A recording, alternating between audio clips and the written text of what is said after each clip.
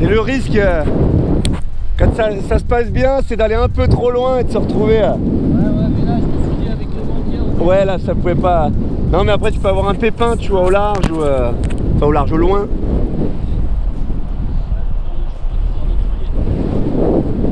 Ouais, mais tu sais, des fois, il suffit de rien. Tu prends une mauvaise rafale là-bas, ça fait péter un truc.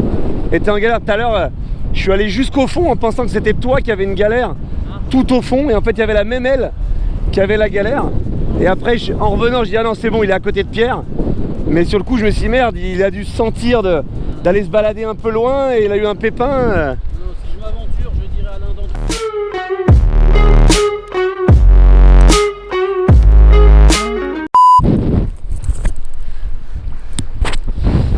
Eh bien, bonjour mes grissous. Welcome sur Lap TV pour ce nouveau vlog embarqué. On est à 7, bien entendu sur les Tantos Spot du Pont-Levis. Je suis en solo, loin de loin, il y a plus grand monde sur le spot. Bien entendu, ça y est, l'été est passé, on arrive dans l'hiver et il y a beaucoup moins de riders motivés. J'espère, Glissou, que tu restes motivé, même si le froid est arrivé. On se retrouve aujourd'hui pour parler justement du ride en solo. Rider solo, quelles précautions prendre, comment t'assurer que ta session solo ne tourne pas mal. Et ouais mon Glissou, parce que ça peut vite mal tourner quand on est tout seul. On en parlait tout à l'heure, vous l'avez vu dans l'introduction avec les membres du club. Ça peut vite mal se passer quand on est tout seul, qu'on s'éloigne. Alors là moi je suis sur les Tantos, vous voyez les temps, le Mont Saint-Clair juste en face. À chaque fois je le perds celui-ci, j'ai de l'eau peu profonde, mais enfin cela dit, je peux quand même être en danger. Et puis je pense à ceux d'entre vous qui vont naviguer par eau profonde, que le vent soit side-on, bien entendu, on le sait, on ne navigue pas par venture les Glissous. Mais bon, il y en a qui naviguent par venture, donc je pense aussi à vous. Et je me suis dit, voilà, est-ce qu'on se ferait pas une petite checklist avant que l'hiver arrive, des outils indispensables pour aller rider en solo, en tout état de cause, de ce qu'il faut faire quand on va rider en solo. On va profiter donc de ce grand bord pour retourner sur la plage du spot où Baptiste m'attend pour poser l'aile, et bien pour faire cette checklist et voir ensemble ce qu'il faut absolument, on va dire les indispensables pour naviguer en solo pendant l'hiver, mais c'est valable toute l'année, toute la saison. Naviguer en solo, c'est parti, on fait la checklist. Alors la première chose, je viens de le dire, moi j'ai Baptiste qui m'attend sur le spot, donc ne naviguez pas, en tout cas si vous naviguez en solo, puisque c'est bien le terme de la vidéo, ne partez pas seul sans avoir prévenu qui que ce soit.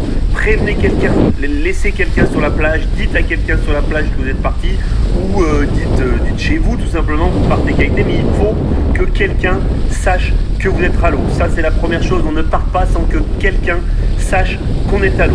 La deuxième chose, là moi vous le voyez, j'ai mis tout de suite, il fait encore bon, on a encore une vingtaine de degrés ici, mais j'ai tout de suite mis la combinaison 5-4-3 Manera, un truc chaud pour avoir une protection thermique qui soit au-delà de la nécessité voulue par le temps actuel. Actuellement, voilà, il fait bon, donc je pourrais naviguer en 3-2, je pourrais naviguer en 4-3, mais vu que je suis en solo, j'ai pris une 5-4-3, ce qui fait que si j'ai une galère, j'ai une protection thermique qui va durer un petit peu plus longtemps que ce dont j'ai besoin. Ensuite, eh bien, qu'est-ce qu'on va prendre avec soi? On va prendre, s'il y a un pépin avec les lignes, s'il y a un pépin avec la planche, on va essayer d'avoir sur soi un coupe-ligne et un tournevis. Le tournevis pour essayer de réparer la planche si on a un problème de strap, etc. Qu'on est seul au large. Alors là, j'aperçois que je ne suis pas solo. On voit qu'il y a un petit planchiste traîne par ici et on voit une aile de kite au loin là sur le spot. Mais bon, j'étais quand même très loin et si j'avais eu une galère, là j'étais environ 7-8 km du spot, j'aurais pu vraiment être mal. Donc le tournevis, je pense au tournevis avec moi et je pense au coupe-ligne pour pouvoir couper les lignes, ou le petit couteau pliable pour pouvoir couper les lignes en cas de pépin. L'autre chose qui peut être intéressante, c'est en tant que moniteur, nous on l'a tout le temps sur nous et ça peut être bien de l'avoir en tant que pratiquant, c'est un téléphone portable avec sa pochette étanche ou alors le téléphone portable étanche type iPhone qui permettent d'appeler directement quelqu'un, les secours, s'il y a le moindre pépin. Ici nous on le fait aussi fréquemment quand on part loin, qu'on est en solo, etc., qu'on sait qu'il va peut-être falloir marcher, on attache une paire de baskets à l'arrière du harnais, ce qui fait que s'il y a besoin de marcher, eh bien on enfile la paire de baskets, on peut marcher sur tout type de terrain, par par n'importe quel temps, par n'importe quelle galère. On est sûr de pouvoir marcher, alors que revenir pieds nus quand vous êtes très loin et que vous avez une galère, c'est compliqué.